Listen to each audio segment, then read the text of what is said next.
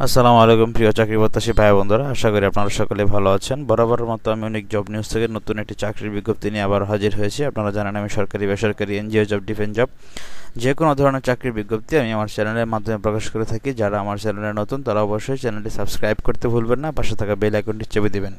এবং যারা আমার ফেসবুক পেজে ভিডিও দেখেন তারা অবশ্যই ফেসবুক পেজটি লাইক, কমেন্ট, ফলো, শেয়ার দিয়ে দিবেন। তাহলে আপনারা সকল প্রকার চাকরির বিজ্ঞপ্তি কিন্তু আমার ফেসবুক পেজে আপনারা বন্ধুরা পেয়ে যাবেন। তো চলুন নতুন আজকের চাকরির ভিডিওতে প্রবেশ করি।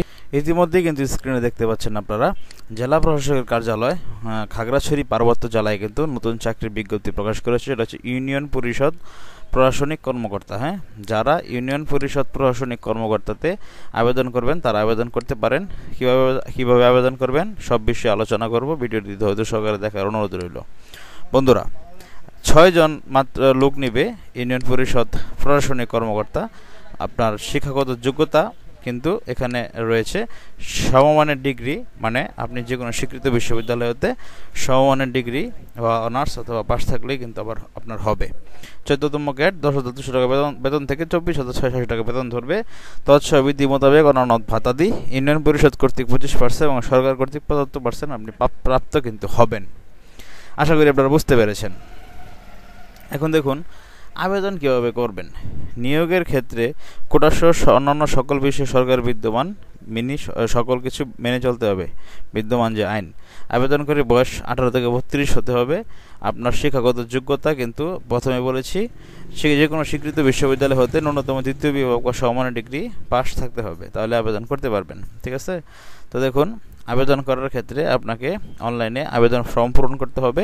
আবেদন ফর্ম পূরণ করার পরে 3 কপি পাসপোর্ট সাইজের রঙিন ছবি, শিক্ষাগত যোগ্যতা, এটি হচ্ছে আপনি যখন মৌখিক পরীক্ষা অংশগ্রহণ করবেন তখন কাগজপত্রগুলো লাগবে। শিক্ষাগত যোগ্যতা, তারপরে শিক্ষাগত যোগ্যতা সকল সাময়িক সনদপত্র, তারপরে নবম গ্রেডের কর্মকর্তা দ্বারা চারিত্রিক সনদপত্র, ইউনিয়ন পরিষদ মেয়র বা চেয়ারম্যান দ্বারা নাগরিকত্ব সনদ, জাতীয় পরিচয়পত্র, অনলাইন জন্ম নিবন্ধন সনদ, জেলা প্রশাসক এগুলি দ্বারা আপনার স্থায়ী বাসিন্দার সনদপত্র এগুলো লাগবে। তো দেখুন আবেদনের লিঙ্ক হচ্ছে www.dckc.teletalk.com.bd ওয়েবসাইটের মাধ্যমে শুরু হবে 1 আগস্ট, শেষ হবে 31 আগস্ট। 1 মাস সময় রয়েছে। বুঝে শুনে দেখে শুনে বুঝে শুনে আবেদন করবেন যাতে কোনো ভুল না হয়। দারুণ একটি চাকরি, কিন্তু একদম আরামের চাকরি। এলাকার মধ্যে আপনি ইউনিয়ন পরিষদ প্রশাসনিক কর্মকর্তা, ঠিক আছে, সচিবের মতোই পাওয়ার আপনার। তো আশা করি আপনারা অবশ্যই আবেদন করবেন।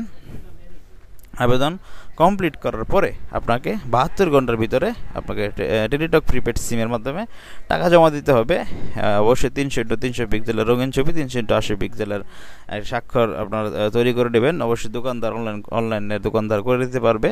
তো আপনারা টাকাটা নগদ জমা দিয়ে দেবেন, 72 ঘন্টা দরকার নেই। তারপরে অ্যাপ্লিকেন্ট ফর্ম যথাযথ পূরণ করে সুন্দরভাবে একটা পিডিএফ কপি আপনি ডাউনলোড করে নেবেন, সেটা প্রিন্ট করে নেবেন। পরবর্তীতে সেটা আপনারা জমা দিবেন। এখন দেখুন টাকা কত লাগবে।